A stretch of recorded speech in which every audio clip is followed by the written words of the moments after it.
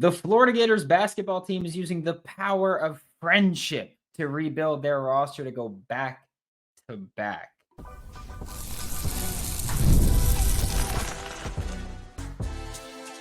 You are Locked On Gators, your daily podcast on the Florida Gators. Part of the Locked On Podcast Network, your team every day. Hello and welcome back to another episode of Locked On Gators, part of the Locked On Podcast and Network, your team every day. Thanks for making Locked On Gators your first listen of the day every day. We are available daily and free, wherever you listen to the podcast and on YouTube. Happy Thursday. I'm Brandon Olsen. Find me on Twitter at WNS_Brandon. Find all my written work with New York Giants on SI. Today's episode of Locked On Gators is read by FanDuel. Right now, new customers can get $250 in bonus bets with your first $5 bet winning. We will talk about the spring game tomorrow. We will be going live on Saturday immediately following the spring game. Hopefully, we will have rosters out, but we're going to talk about the transfer portal because I think we talked about it yesterday. It's a thing a lot of people had opinions about it, and we have some information about how the Florida Gators are looking to replace some of the elite talent that they're losing. Because if you didn't pay attention to yesterday's episode, the Florida Gators are losing Will Richard, Walter Clayton Jr., and Elijah Martin for sure. I am expecting Thomas Houck and Alex Condon to both declare for the NBA draft. We are also expecting them both to come back for the future or for 2026. I don't think that they will get good enough grades to justify staying in the NBA draft. All that being said, the Florida Gators, like I said earlier, are using the power of friendship to try to go back to back. And I say that to start off with, actually, not even starting with friendship. We're starting with blood here. Ohio guard A.J. Brown entered the transfer portal yesterday afternoon. When he entered the transfer portal, he entered with a do not contact tag.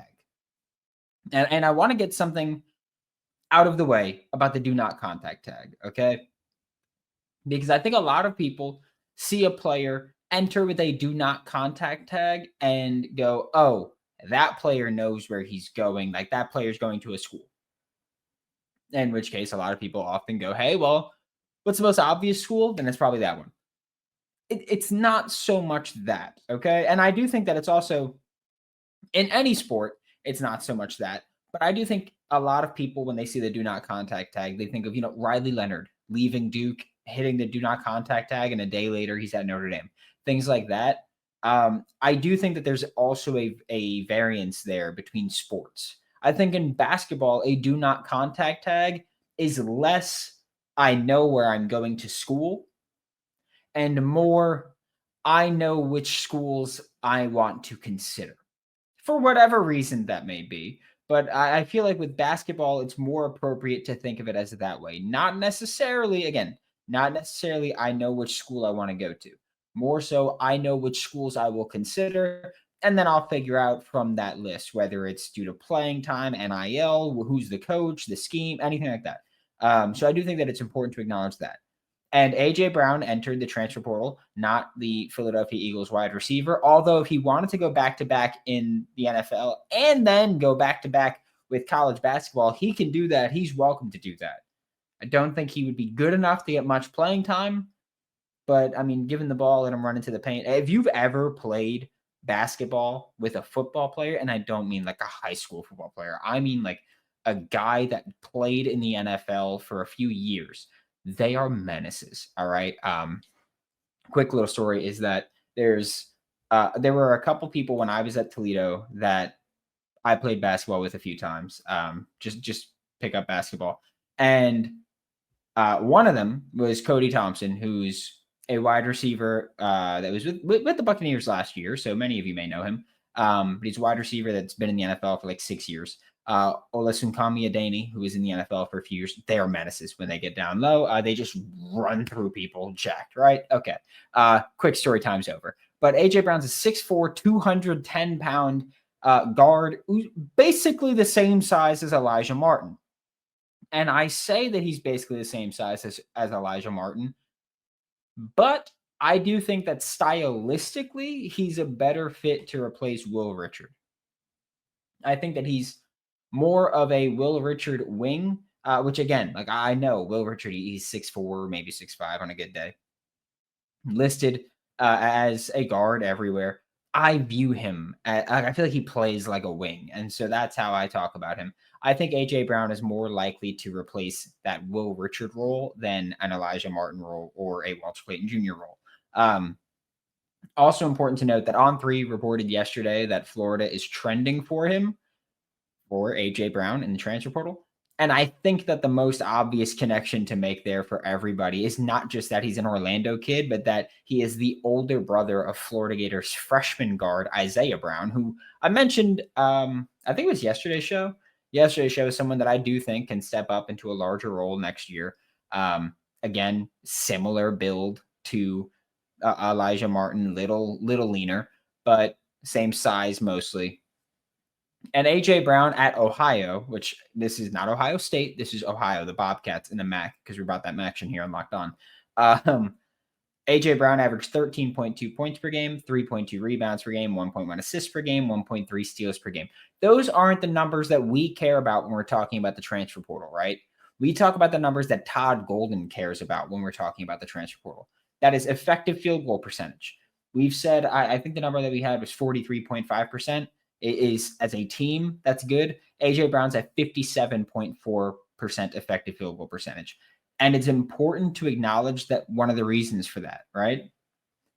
A.J. Brown, again, effective field goal percentage means that all field goal attempts are weighed the same, but three-pointers are weighed more. Three-pointers made are weighed more than two-pointers made. And so A.J. Brown shoots a lot of threes. In fact, he shoots more threes than twos. A.J. Brown, 53.3% of his field goals in 2024 were three-pointers. So more than half of his shot attempts were threes. He also shot 38.8% from three. That's insane efficiency, okay? 38.8% from three with that volume is crazy. I think we know that. Like, we talked about Houston offensively, and we were talking about how, hey, like, they shoot really well from three, but they don't shoot a lot of threes. Not the case with A.J. Brown. By the way, that 38.8 is slightly better than Walter Clayton Jr.'s three-point shooting percentage. Of course, difficulty of shots goes towards Walter Clayton Jr., but just in general, just for context. Free throw rate, how often you get to the line. A.J. Brown has a free throw rate of 39.1%. Fantastic percentage there. Shoots 82% from the line. Fantastic percentage for a Florida Gators team that's really bad at the line this past year. 82% would have been third on the team behind only Walter Clayton Jr. And behind Will Richard. That's it. Everybody else shot worse from the free throw line.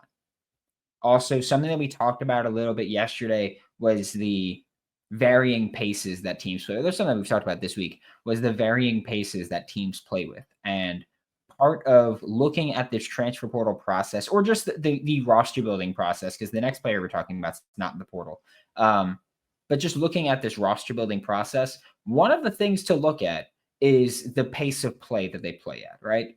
Because Florida isn't going to look at a guy or is less likely to look at a guy from from Houston, right? We'll say Houston is less likely to look at a guy from Houston because, well, I don't know if you know this, but those are two very different paces of play. Like Florida, one of the more up-tempo teams in the league. They are in adjusted tempo. They are rated 57th. In raw tempo, they are rated 51st. So they're not going to go get a guy from let's see, who do we have? Drake was the slowest offense in basketball. They're not going to go get a guy from Drake because he's not going to fit. Ohio, very up-tempo team. In fact, more up-tempo than Florida. And so Florida wants to continue pushing the pace. A.J. Brown is a guy that can help them do that, and he's a bucket getter, and it's plain as simple as that, and that's something that Florida would be very appreciative of. Like I said, we're talking about a player who's not in the transfer portal and not playing college basketball at all. We'll talk about him in just a second. The NBA playoffs are almost here. FanDuel is giving new customers an incredible way to get in on the action. Right now, when you join FanDuel and place your first $5 bet, you'll get $250 in bonus bets if that $5 bet wins. So if you bet, Luka to score 30 points against the Dallas Mavericks, that would have cashed. in the first half, because he did it in the first half. FanDuel, by the way, had a boost yesterday that was Luka to score 30 against the Mavs at all, and that would have cashed in the first half. Don't miss out. Head to FanDuel.com to claim your $250 in bonus bets today. Thanks for making Locked On Gators your first listen of the day every day. We are available daily and free, everything in the podcast and on YouTube.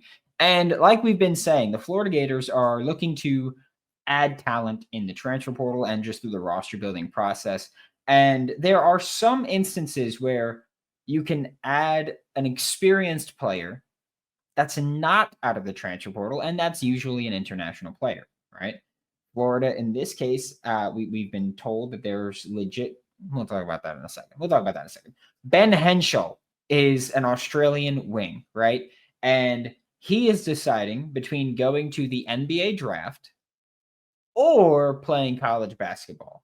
And it has been reported by a few sites or a few sources in media that if Ben Henshall does choose to go the college basketball route, then there's a decent chance that he will head to Florida. Okay. And the main reason for that is that Ben Henshall was teammates with Florida Gators big Alex Condon at the BA Center of Excellence in 2022 and 2023 before Alex Condon came over or that season. And so they were teammates there at the BA Center of Excellence.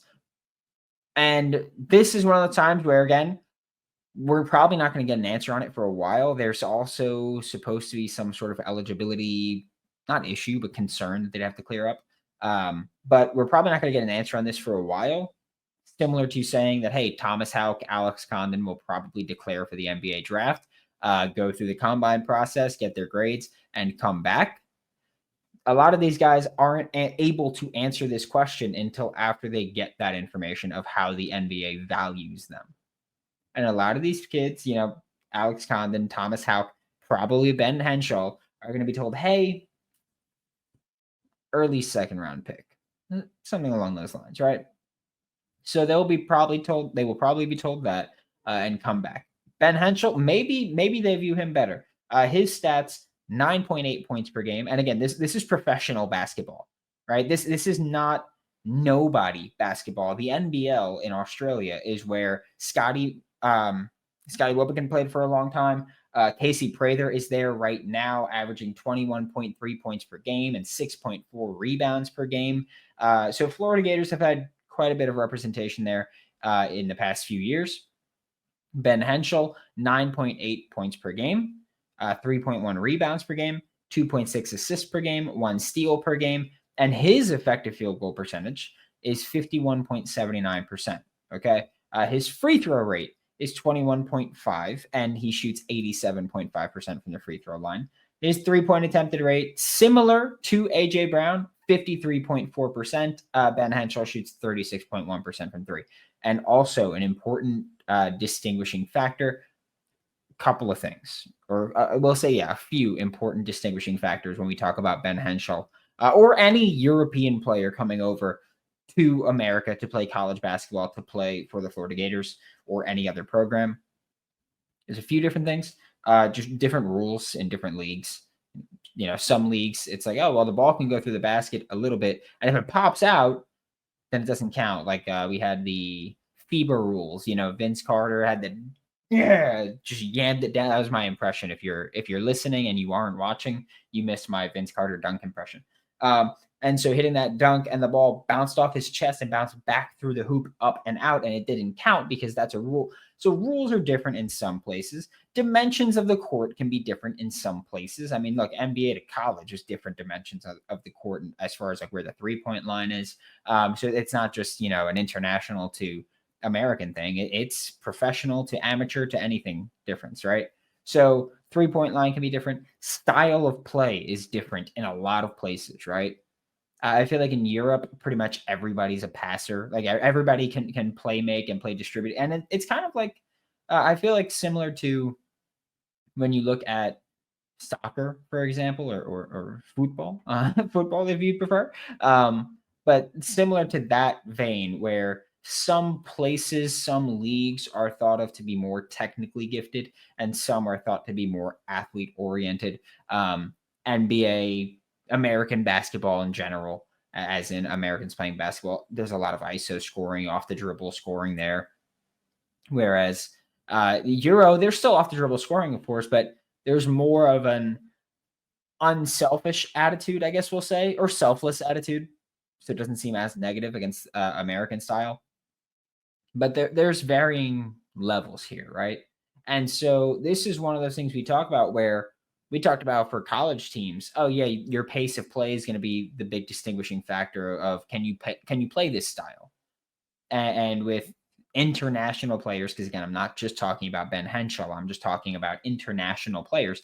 There's way more variables in the formula there. So that could change things. But Ben Henshall, if he chooses to go to college, Florida should be considered one of the favorites, if not the favorite, to land him, partially for that Alex Condon tie-in. But even if Alex Condon isn't here, you'd have to imagine that Todd Golden has had discussions with Ben Henshall, and that even if Alex Condon does leave and sticks with his declaration for the NBA draft, if he makes that a declaration, that Condon would likely still have some positive things to say about Ben Henshall, and also there's backcourt time available.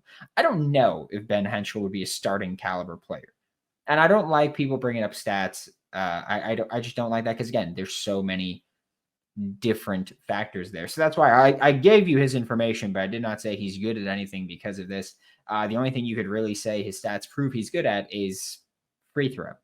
That's it. That's the thing that's pretty much par for the course across the board, pretty much uniform there. But Florida and Ben Henshall, a legit possibility. And again, you would imagine that Alex Condon has some positive things to say about that, and that you could see the playing time available. I didn't mention this. He's similar size to AJ Brown in terms of height, weight, but he's slightly taller. He's listed at 6'5", and a little bit lighter, little thinner there, of course. But Ben Henshall, an Australian wing that Florida is tied to and could be looking into. And we are going to revisit the Xaivian Lee conversation because he is a player that I think every Florida Gators fan has kind of been talking about lately now. And when we talk about the portal, he's the guy that a lot of us say, oh, that's the name that I recognize most. And so we'll talk about him in just a second.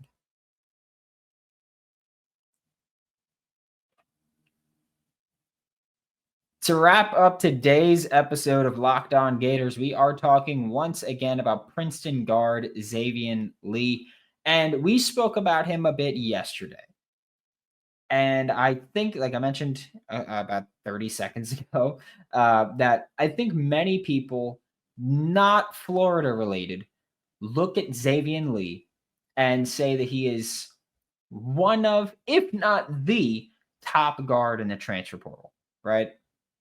I mean, he's tremendously productive at Princeton. You look at all the metrics, and he's a damn good player just by those metrics. He is listed as the number on evanmia.com, who we have talked about quite a bit. He's listed as the number 27 overall player in the transfer portal. But he is also listed as the number 8 available player in the transfer portal right now. Okay. He is the fourth guard in the transfer portal right now. And he is the second oldest of the bunch as well in the transfer portal right now of those top 8 players. He is, again, thought of as a top guard, if not the top guard, but also a Florida target. And some people feel like he might even be a Florida lean right now, which, by the way, also important to note here that prior to the national championship game, which, by the way, the Florida Gators won. If you didn't see, prior to the national championship game, the Florida Gators, Florida Victorious, announced that they had a match donation, I guess we'll call promotion, going on, campaign, we'll say, for $250,000.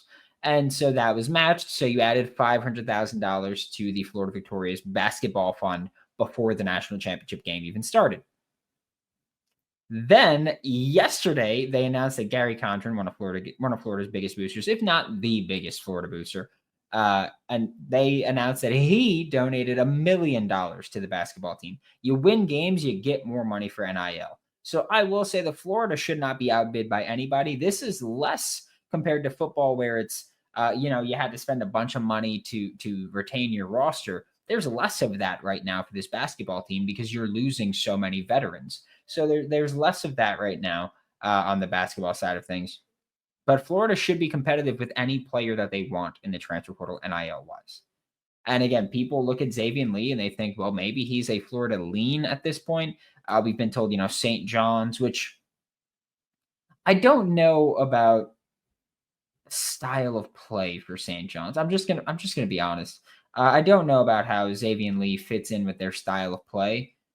That's just, again, something that I'm going to be honest about and just say that, yeah, I don't love it. Again, not that like he's used to that slow style, but I feel like, and maybe their adjustment would be, hey, we're going to let you play more Xaivian Lee ball. But I don't know how he would fit in with them there. It was Florida. It was UNC, I think was the other team in there. But I do think that Florida has the biggest selling point of, why would you play for a loser? Simple as that. Why would you play for a loser when you can play for the national champions? All right, we talked about Xavian Lee's numbers. Effective field goal percentage, 50.9%. Free throw rate, 28.3%. Three-point attempted percentage is 39.5%. Yesterday, we talked about how Xavian Lee was high school teammates with Thomas Houck. That after the national championship win, Walter Clayton Jr. was live on Instagram, and Xavian Lee was in the comment section commenting the Gator emojis. So we talked about that. I will say that for anybody thinking that Florida is going to go out and try to get a Walter Clayton Jr. replacement, stop thinking like that, because it's not going to happen, because it can't happen. Walter Clayton Jr. is not a player that you can replace. You're going to have to moneyball this thing where you go, no, we can't replace Jason Giambi, but we can replace Jason Giambi in the aggregate. And that's what Florida should be trying to do. Not replace Walter Clayton Jr., but replace Walter Clayton Jr. in the aggregate. Replace his production. Yeah, I'm going to say aggregate because I'm a nerd and this is analytics. Welcome to Florida Gators basketball. We just won the championship. Nerds get to celebrate here. So I don't want to hear it. But I will say, Xavian Lee is not as dangerous a scorer as Walter Clayton Jr., but again, nobody is. They're just not. Again, Walter Clayton Jr., he's got his flaws. I've been hard on him on certain things, but as far as being a dynamic shot-creating guard that can just put up elite numbers with volume, you can't replace him in the portal. That's not there. That's not available because there's no guard that did what Walter Clayton Jr. did with his volume, efficiency, and consistency. There's no other player in the country that did that. You can't replace a guy that was the best of the best. You can't do it. And he was the best of the best. He was the best player on the best team in the best conference. Boom. So he did it. But I don't think Xavian Lee is as dangerous a scorer. Again, nobody is. I do think that Xavian Lee is a more consistent defender, specifically on the ball defender. And so I do think that Xavian Lee is a more consistent on-ball defender, worse scorer, better distributor of the ball. But again, that wasn't necessarily that Walt's bad at it. Walt was a very good distributor. He was just also a bucket getter. And Xavian Lee can get those buckets, but he seems like he's more looking for the pass. And so I don't think that it's a one-to-one comparison. But as far as can this guy lead our team and lead our offense? Hell yeah. Especially with Denzel Aberdeen stepping into a larger role. Like, you're going to have more of a multiple combo guard approach here, I think, with the Florida Gators in 2026. And I do think that that's going to be a really fun, or 2025 to 2026 season. It's going to be a really fun approach. Thanks for making Locked On Gators your first listen of the day, every day. We are available daily and free, every single podcast and on YouTube. We'll be back tomorrow. Talk Florida Gators football for Locked On Gators. I'm Brandon Olsen. Don't forget to follow me on Twitter at WNS_Brandon. Find all my written work with New York Giants on SI, and I'll see you all next time.